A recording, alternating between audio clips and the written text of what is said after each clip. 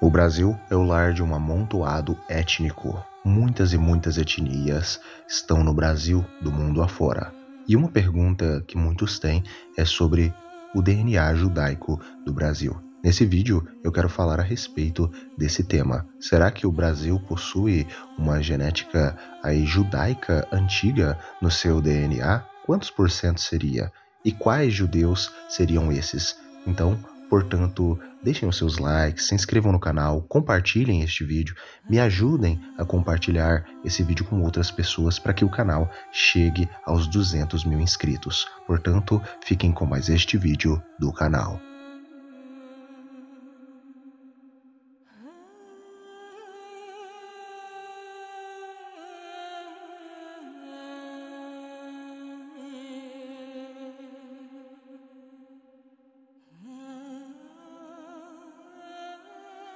Milhares e milhares de brasileiros demonstraram muita curiosidade em descobrir origens judaicas. E muitas das vezes essas pessoas se baseiam simplesmente em sobrenomes, onde alegam que o sobrenome pode carregar origem judaica, principalmente se os sobrenomes forem, como se diz, sobrenomes judaicos sefarditas, como a maioria deles dizem.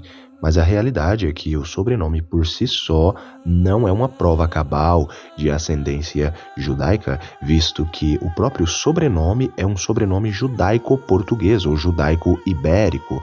Muitas das vezes, muitas pessoas simplesmente se apoiam apenas no sobrenome, mas o sobrenome é apenas um indicativo de ascendência judaica, onde pode carregar muito mais genética, no caso portuguesa ou hispânica, e não exatamente genética judaica, mas ao mesmo tempo pode ter genética judaica, e essa genética judaica dos judeus sefarditas.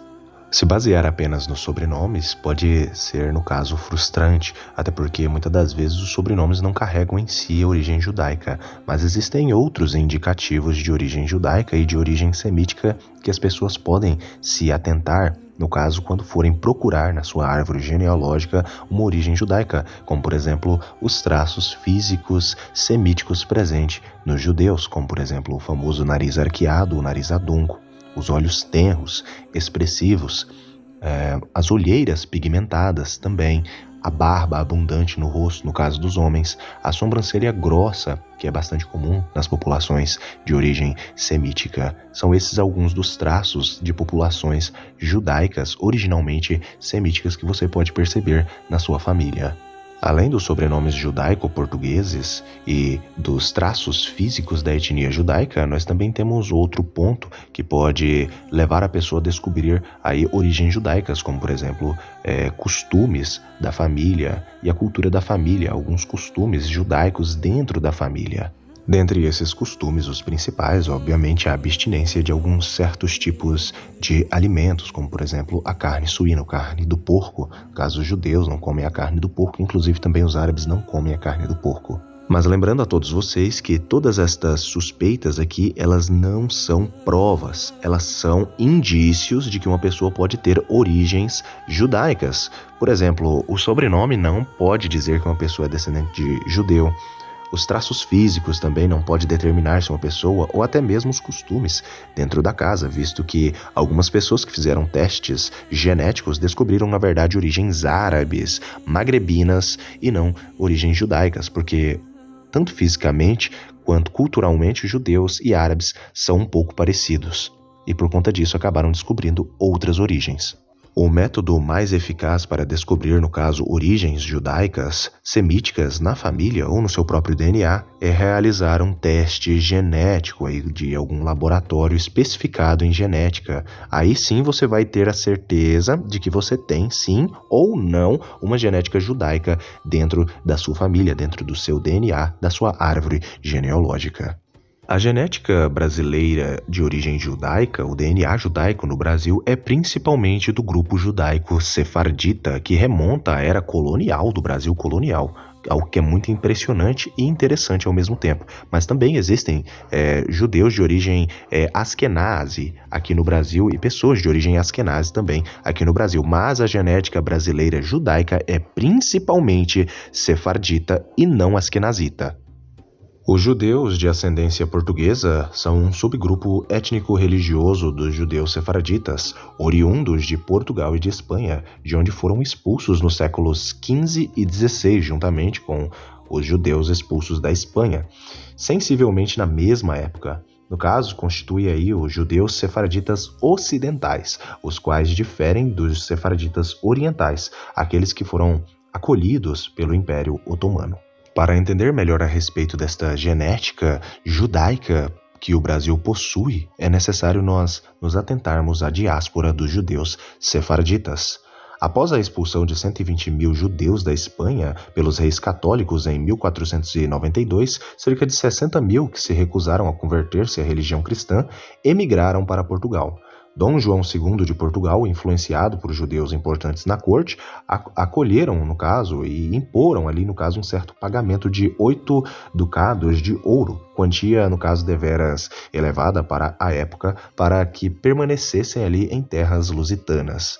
Os que não podiam pagar este valor, no caso, viam metade dos seus bens confiscados para a coroa. Pretendia-se a fixação de operários especializados que faltavam em Portugal. Falecido Dom João II, sucede-lhe Dom Manuel I, monarca que se revelou tolerante para com os judeus que não podiam pagar. No entanto, em março de 1497 é imposta a expulsão da comunidade judaica de Portugal por meio de uma lei que entrou em vigor naquele mesmo ano, iniciando uma série de medidas estas persecutórias. Foi a partir daí que os judeus, no caso, saíram de Portugal e vieram para outras terras, incluindo o Novo Mundo, no caso, o Brasil.